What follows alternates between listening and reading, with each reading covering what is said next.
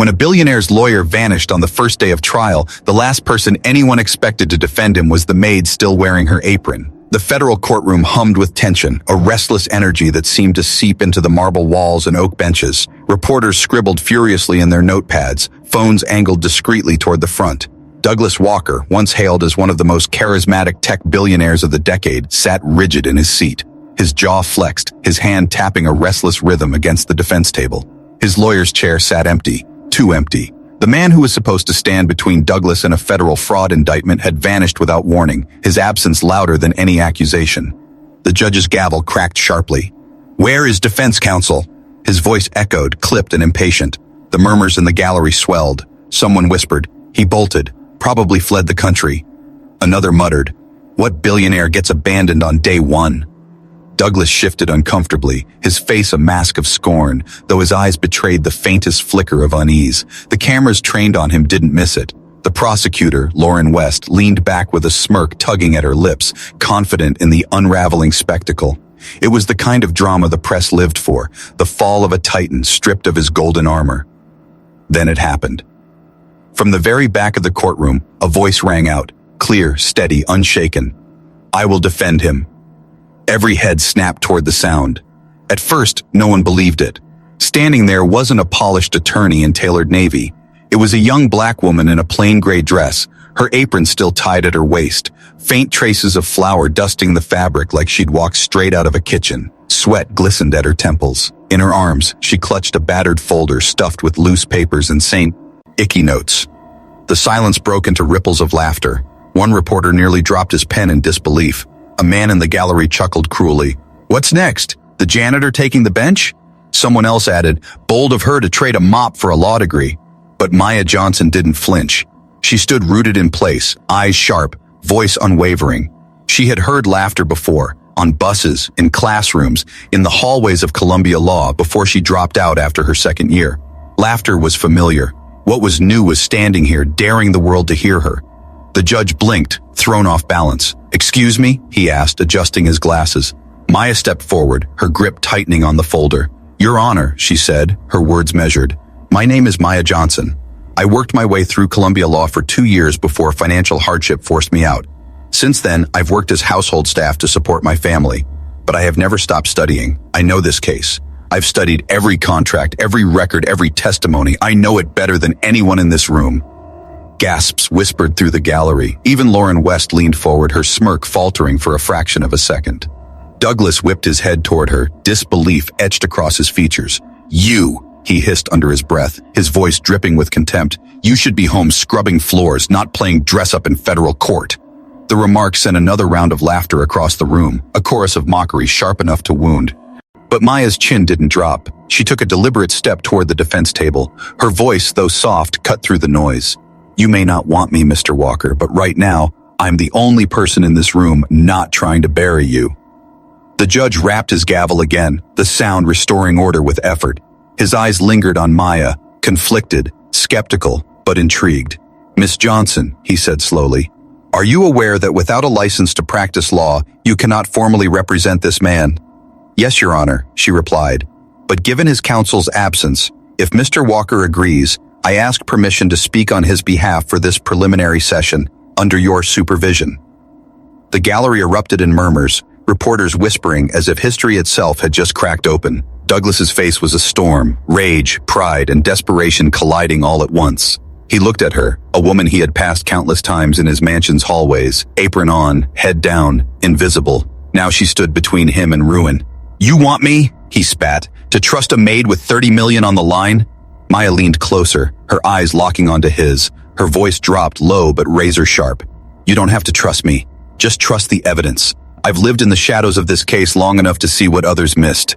Let me speak or watch them eat you alive." For a long moment, Douglas's chest heaved with the weight of his pride. Finally, he let out a frustrated grunt and waved his hand. "Fine. Do your worst." The judge studied them both, tapping his pen against the bench. Then with the faintest sigh, he nodded. "Very well. For this session only, I will permit Miss Johnson to act as temporary counsel, under strict supervision." A hush fell over the room. The laughter died. Reporters scribbled faster. Lauren West's smile faded into something harder, calculating. Maya walked to the defense table. Ever. I stepped deliberate, every breath steady. She set the worn folder down, its papers spilling slightly, revealing color-coded tabs and handwritten notes. She smoothed the cover with trembling fingers, then looked up, her gaze steady, unafraid.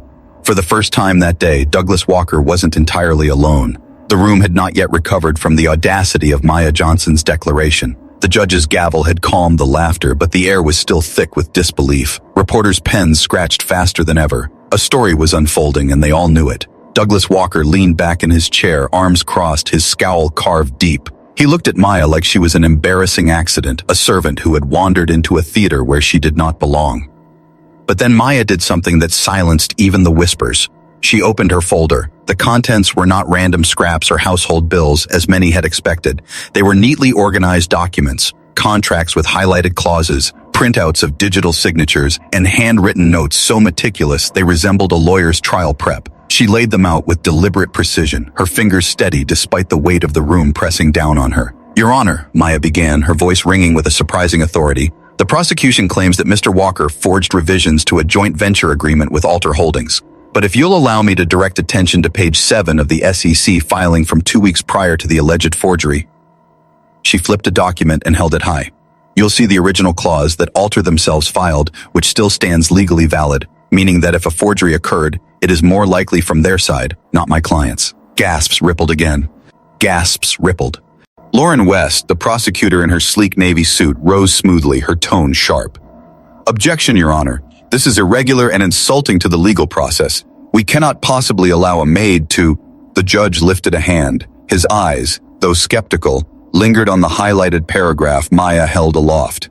"Noted, Miss West. But given the peculiar absence of official counsel, I'll hear her out. For now." Maya didn't flinch. She stepped closer to the bench, her words calm but edged with fire. "I'm not here to insult the legal process. I'm here because the process has been hijacked by those who think money erases truth. I have studied this case. I have followed every filing. I have read rulings until my eyes blurred, and the evidence doesn't point to my client forging documents. It points to him being set up." The gallery leaned forward. Even the most cynical reporters sensed it. Something raw, something real. Douglas shot her a side glance, his jaw tightening. He hated this spectacle, hated needing her, but deep down, the seed of doubt toward his own allies began to sprout. Lauren smirked thinly. "You expect us to believe a part-time maid unearthed something a federal prosecutor's team missed?" Maya's lips curved into the faintest smile. "Sometimes the truth doesn't hide in glossy reports. It hides in the margins, in the overlooked details. Details most people don't bother to read because they assume someone else already has." She laid another sheet on the defense table. A digital audit log showing the electronic signature's origin traced not to New York, where Douglas had been, but to Zurich. "This," Maya said, pointing, "is the login record. My client was in Napa, California at a wine conference when this revision was signed. There are hotel receipts, flight logs, and even photographs from the event that coincide with the exact timestamp." The judge's brow furrowed. He tapped his pen against the desk, studying her. "Do you have these records?" "I do," Maya answered, pulling out another neatly tabbed section. "And I can show you the discrepancies in phrasing between Mr. Walker's previous contracts and this one. This clause," she tapped a line with her finger, "uses European legal phrasing. Mr. Walker's prior agreements follow American corporate standards. This was written offshore." Lauren's smirk faltered, just slightly, but enough for the room to notice. Reporters scribbled faster. Phones buzzed as whispers of "the maid who just cracked the prosecution" flew across live blogs and Twitter feeds. Douglas leaned closer, his voice a low growl only she could hear. "Where did you get all this?" Maya didn't turn her head. "While you were drinking wine in Napa, I was studying your life in footnotes." For a moment, he didn't know whether to feel insulted or saved. He sat back silent, but his eyes no longer carried dismissal. They carried calculation. The judge cleared his throat. "This is highly unusual. We will recess until tomorrow to review the evidence presented. Miss Johnson, you may return, pending examination of your claims." The gavel struck. The courtroom erupted into chaos. Reporters flooding out to file breaking news, spectators buzzing with disbelief. Douglas remained seated, his expression unreadable. For the first time that day, he did not look entirely alone. Maya gathered her papers, tucking them carefully back into her folder. She could feel the eyes on her, some mocking, some disbelieving, but others shaken. She knew what they were thinking. How could a maid, apron still tied around her waist, bring the system to a standstill with nothing but a battered folder and the conviction in her voice? She didn't smile, she didn't celebrate, she simply walked out, her heart hammering, knowing the hardest part had just begun. Night had settled heavy over Newark, and in the small basement apartment she called home, Maya Johnson sat at her kitchen table surrounded by papers, cold coffee, and silence thick enough to hear her own pulse.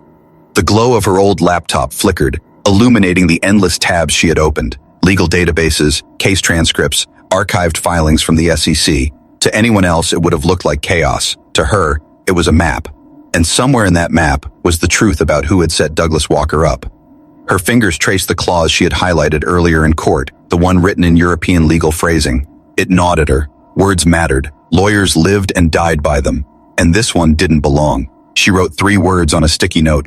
Who wrote this? Her phone buzzed, startling her. Unknown number. She hesitated before answering. A man's voice, low and mocking, came through the line. You were something else today. Didn't expect the girl in the apron to turn the room upside down. Her throat tightened. Who is this? Let's just say someone in that courtroom has more at stake than you know. You're poking a bear, Maya. Be careful where you stick the stick. The call went dead. She sat frozen, phone pressed to her ear long after the line clicked silent. Fear crept in cold and sharp, but she shoved it aside. Fear was familiar. She had grown up with it. What she couldn't shake was the certainty that this was bigger than Douglas, bigger than fraud. Someone had planned this, and they didn't like her pulling at the threads. The next morning, she returned to the Walker estate. Douglas sat in his office, expensive suit draped across his frame like armor, but his eyes were tired. He didn't look up as she entered. I didn't ask for a meeting. You also didn't ask to have your reputation saved in court, she replied coolly. That made him glance up, annoyance sparking in his gaze. You think yesterday changed anything? They'll eat me alive. Maya stepped closer, placing her battered folder on his desk. Yesterday cracked a door. We need to open it. Someone set you up, and I think it started with Paul Temple. Douglas frowned, his voice dropping. My assistant? Do you remember signing that revised contract? He hesitated. No. Paul prepped everything, I just clicked. Exactly. You trusted him, and now he's gone. Douglas leaned back, rubbing his temple. You're implying Paul forged my signature? I'm saying someone used your trust to reroute everything. The phrasing was too clean. Offshore clean. Zurich. The word made his jaw tighten. For the first time, doubt cracked through his arrogance. Later that afternoon, Maya rode the subway into Midtown. She had tracked Paul's name to an old co-working space. The building smelled of dust and cheap coffee, its directory filled with startups that had burned out in months. She found his office easily. The nameplate still read Paul Temple, contract consultant. She knocked. Silence. The door stood ajar. Her chest tightened, but she pushed inside. Papers lay scattered across the floor. Drawers had been yanked open, their contents emptied in haste. The laptop charger on the desk dangled without its machine. The air reeked faintly of burnt coffee and panic. Something had spooked him. She crouched, scanning the floor. That's when she saw it, a manila folder wedged half beneath the desk. She pulled it free, heart racing. Inside were 3 nearly identical copies of the contract central to Douglas's case. Only they weren't identical. 2 carried different metadata footers. One listed Zurich, the other New Jersey. Her breath caught. She took photos, slipped the pages back, and left quickly, checking the hallway twice before stepping into the street. Every instinct screamed she was being watched. By the time she returned to her apartment that night, her nerves were raw. She double-locked the door, shut the blinds, and spread the photos across her table. Zurich, New Jersey. They had prepared multiple versions, one for the real filing, another for planting as evidence. Paul hadn't just been negligent, he had been part of it. She picked up her pen and scribbled across the top of her notes. Paul equals link. Fine trail. Her phone buzzed again, another unknown number. This time she didn't answer. Instead, she leaned over her notes, the fear inside her transforming into something sharper. Rage. For years, she had scrubbed floors while listening to podcasts of trial lawyers. She had hidden textbooks under sinks, studied case law while polishing silver. No one had noticed. No one cared, until now. And now, the system that ignored her was staring back, afraid of her voice. She whispered to herself, "You wanted me invisible, but I see you." The next morning, she would walk back into court with Zurich stamped in her evidence binder, and this time, the laughter would stop for good. The courtroom the next morning was different. The energy wasn't mocking anymore. It was tense, anticipatory, like a storm building just beyond the windows. Reporters packed the benches, their cameras angled toward the defense table where Maya Johnson sat, binder open, notes spread in color-coded layers. She wore the same plain dress as before, the faint crease of her apron still visible from where it had hung just hours earlier. To the gallery, she might have looked out of place, but to anyone watching closely, her eyes gave her away. They burned with the sharp focus of someone who had bled for this moment in silence and was ready to make the powerful choke on it. Douglas Walker entered a few minutes later, adjusting his tie with mechanical motions. He looked at her, this maid-turned-savior, and for the first time, he didn't sneer. He gave the smallest nod, a signal that said, "Do it, I'll let you." Lauren West strode in next, heels clapping against the marble floor, her tailored navy suit immaculate as ever. But her smirk was tighter this morning, her eyes scanning the room with a flicker of caution. She had heard the whispers about the maid who had shaken the prosecution, about the binder that might hold more than highlighters and grocery lists. Still, she carried herself like the queen of the courtroom, ready to strike. The judge entered, gavel in hand. "Court is now in session. Miss Johnson, you may proceed." Maya rose slowly, the weight of every eye pressing down on her. She took a steady breath, then lifted a document from her folder. "Your Honor, yesterday the prosecution claimed my client forged revisions to a joint venture agreement. Today, I submit metadata logs showing the revisions originated from Zurich, Switzerland, not New York where my client was present." A murmur swept through the gallery like wind in dry grass. Lauren's chair creaked as she leaned forward sharply. "Objection! This evidence is speculative, improperly obtained." Maya's voice cut through her interruption. "This evidence comes from the digital audit trail embedded in the contract's signature files. Not speculation. Fact." She stepped closer to the bench, laying the printouts down for the judge. "And Your Honor, if you examine the language of the revised clause, you'll see a critical discrepancy. The phrasing, good faith negotiations under pretext of enforceability, is not standard in American contracts.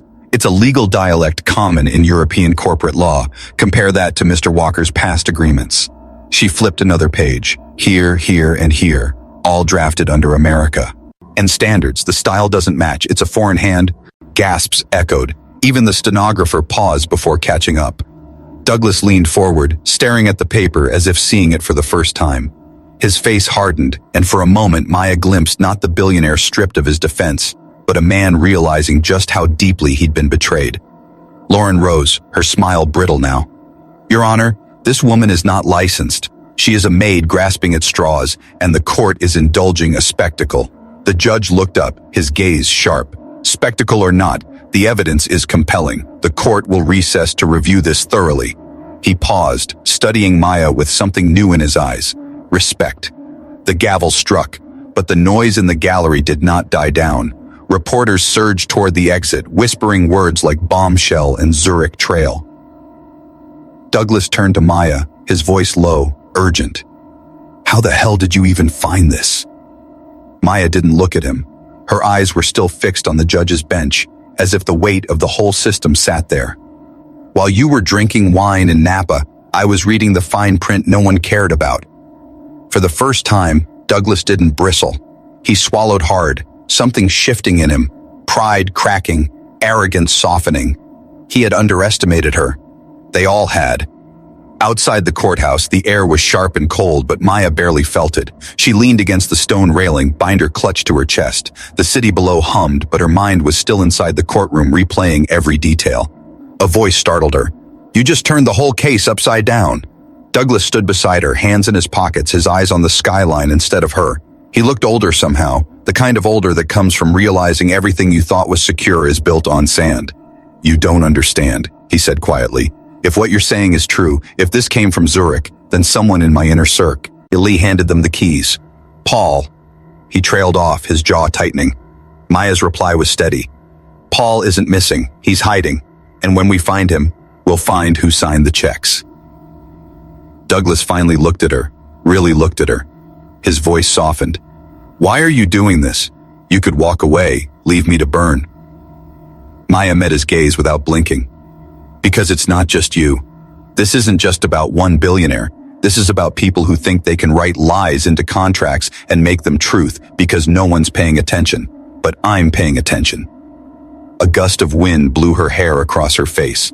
She pushed it back, binder still tight against her chest. That night, back in her apartment, she spread the photos from Paul's office across her table. Zurich, New Jersey. The dual versions of the contract sat like loaded weapons.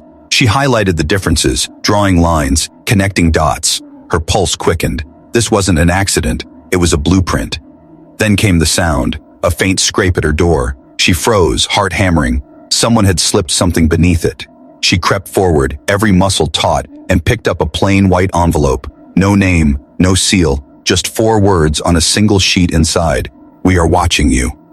Her hand trembled. For a long moment, the weight of fear threatened to crush her.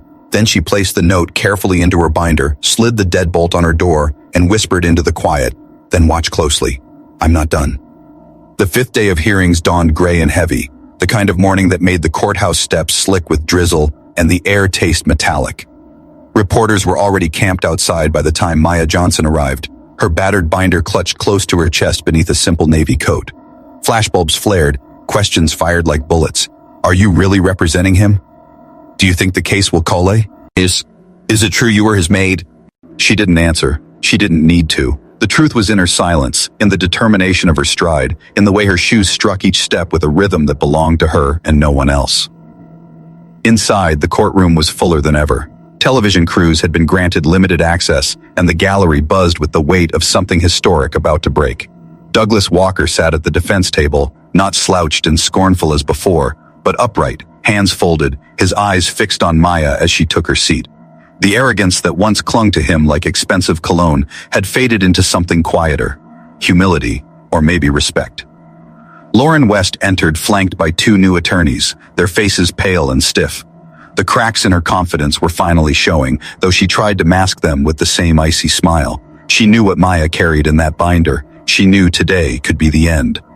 The judge struck his gavel. "We will now review any final pretrial evidence." His eyes flicked toward Maya. "Miss Johnson, proceed." She rose, binder in hand, her voice carrying across the room with calm authority.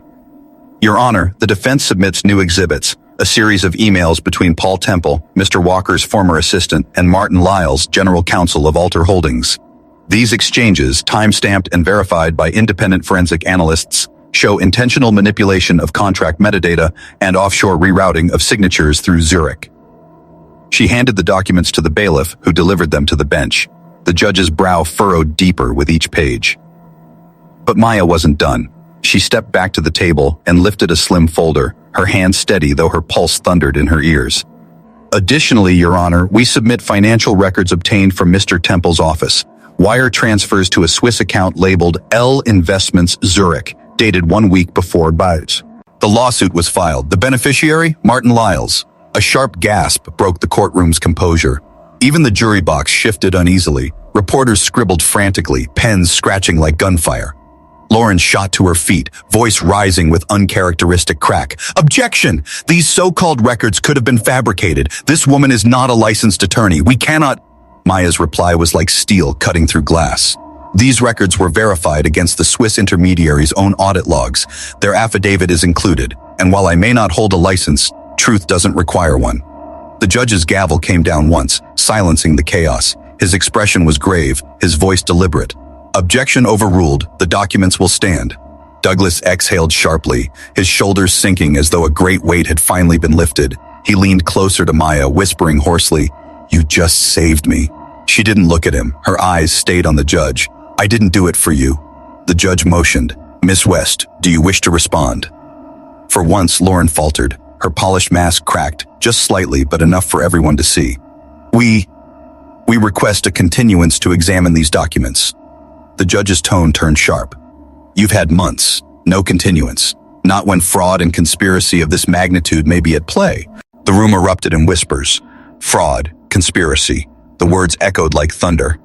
And then Maya spoke again, her voice steady but ringing with fire. "Your Honor, this isn't just about one forged contract. It's about a deliberate scheme to weaponize the law, to crush my client's name and seize his company. They plotted it, they paid for it, and they nearly succeeded. But today, they answer for it." The gallery stilled. No laughter now, no smirks, just silence, heavy and reverent. Douglas rose slowly, unprompted, his voice thick but clear. "Your Honor, I built my company on trust. Some of those closest to me betrayed that trust. But what matters today isn't just clearing my name. It's acknowledging that someone who wasn't supposed to have a voice, someone everyone dismissed, was the one who uncovered the truth. I owe my survival to Miss Johnson. The judge regarded Maya carefully. Then he spoke the words that would echo far beyond those walls. Given the weight of this evidence, the credibility of supporting witnesses, and the plaintiff's failure to contest these findings meaningfully, this case is dismissed in full. Furthermore, I am referring these materials to the U.S. Attorney's Office for potential prosecution under federal fraud statutes. The gavel fell. The room didn't erupt in cheers. It was too stunned for that. It was the silence after a storm, the kind where the air feels washed clean, the kind that makes people realize they've just witnessed something that cannot be undone. Maya gathered her binder, every movement precise. Her legs trembled beneath her, but her face remained calm, unreadable. She had done it. The maid in the apron had dismantled a billion-dollar empire's case. As she walked toward the exit, reporters surged, shouting questions. One broke through the noise. "Miss Johnson, is it true you were just a maid before this trial?" Maya paused at the door. The binder clutched against her chest. She turned, her voice calm and sharp. "Yes, and I still am. But I didn't need a corner office to see injustice. All I needed was my eyes and the courage to speak." Flashbulbs popped, freezing her in light like a monument. Douglas stood behind her, silent, humbled, his tie loosened, his gaze fixed on her with something no one had ever seen in his eyes before. Respect. That evening, as Maya returned to her apartment, a plain white envelope awaited her on the floor inside her door. She opened it slowly, pulse quickening. Inside was a single line written in red ink. "You may have won the case, but the war isn't over." She stared at it for a long moment, the weight of victory mixing with the chill of what was still to come. Then she slipped it into her binder with the rest of the evidence and whispered into the silence, "Then neither am I." The city had barely caught its breath. News anchors replayed clips from the trial on a loop. Commentators debated how a maid had dismantled one of the most powerful corporate legal teams in Manhattan, and op-eds flooded the internet with headlines like "The Apron That Shook Wall Street" and "The Billionaire's Maid Who Broke the Case." But while the world marveled, Maya Johnson sat at her small kitchen table in Newark, staring at the white envelope that had been slipped under her door the night before. The war isn't over. She had read those words a dozen times, heard them in her sleep, felt them pressing on her chest when she woke. Victory in court had not ended the danger. It had painted a target on her back. Her apartment was quiet, the hum of the refrigerator the only sound. She pulled her binder closer, flipping through the worn pages. It wasn't just a binder anymore. It was a shield, a diary, a weapon. Each sticky note, each highlighted clause, each coffee-stained page told the story of a woman who had clawed her way into a system designed to keep her silent. And now, with the case dismissed and the fraud referred for federal prosecution, the binder was also a blueprint for something bigger. A knock broke the silence. Her muscles tensed. She opened the door cautiously. Douglas Walker stood there, without his entourage, without his armor of tailored suits. Just a man, looking older than his years, the weight of scandal still etched into his features. "I shouldn't be here," he said quietly. "Then why are you?" she asked, not stepping aside.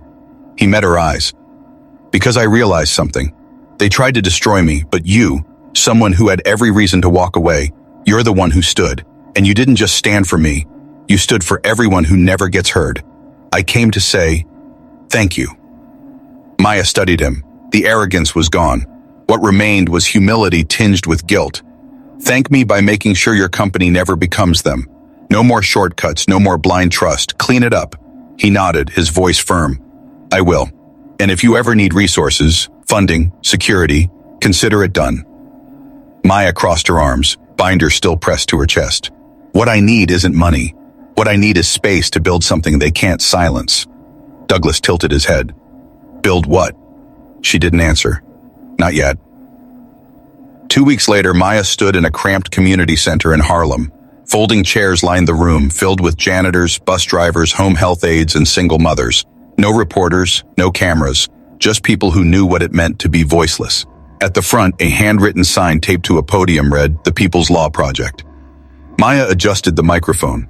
Her hands trembled, but not from fear, from power. Real power, the kind that came from knowing she was no longer speaking for one man in a courtroom. She was speaking for all of them. "Most of you know my story," she began, her voice steady. And if you don't, you've heard enough of it twisted on the news. But here's the truth. I never set out to be anyone's lawyer. I just wanted to survive. I wanted to pay my bills, take care of my family, and keep my head down. But then I saw something wrong, and I realized if I didn't speak, no one else would. A hush filled the room. Every eye was locked on her. Justice doesn't start in marble courtrooms, she continued. It starts here. In kitchens, in break rooms, in janitor closets. It starts when someone says, this isn't right, even if no one's listening. That's why I started this project, because too many of us have been told we don't belong in the rooms where decisions are made. I say we don't wait for their permission. We drag our own chair through the door. The room erupted in applause, not polite, but raw, grateful. Douglas stood at the back, hands clasped, silent. He wasn't the center anymore, and for once he didn't want to be.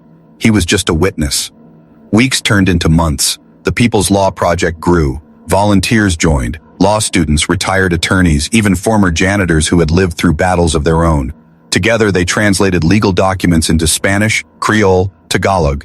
They sat beside workers in eviction hearings, stood with whistleblowers against corporations, and gave ordinary people something they'd never had before, a voice that carried. But shadows lingered. Martin Lyles had disappeared. Paul Temple remained a ghost, and whispers of retaliation circulated in back channels. Some nights, Maya still found warnings slipped under her door, anonymous calls reminding her that the powerful don't surrender easily. One evening, after a long day of intake sessions at the community center, she returned home to find her phone buzzing with an unknown number. She hesitated, then answered. Miss Johnson, a woman's voice whispered, trembling. You don't know me. My name is Cassandra. I clean offices in Midtown. Last week I found something I wasn't supposed to see, documents, emails. They told me to forget it, but I can't. I don't know what to do. Maya closed her eyes, a shiver running through her. The same fear she had once felt was alive in Cassandra's voice. You did the right thing by calling, Maya said gently. You're not alone anymore. The woman sobbed softly on the other end. Thank you. When the call ended, Maya sat in the quiet binder open before her, a new folder ready to be filled. Outside her window, the city lights glowed like watchful eyes. She whispered to herself, words heavy with resolve. Let's begin again. Because the war wasn't over. It never would be.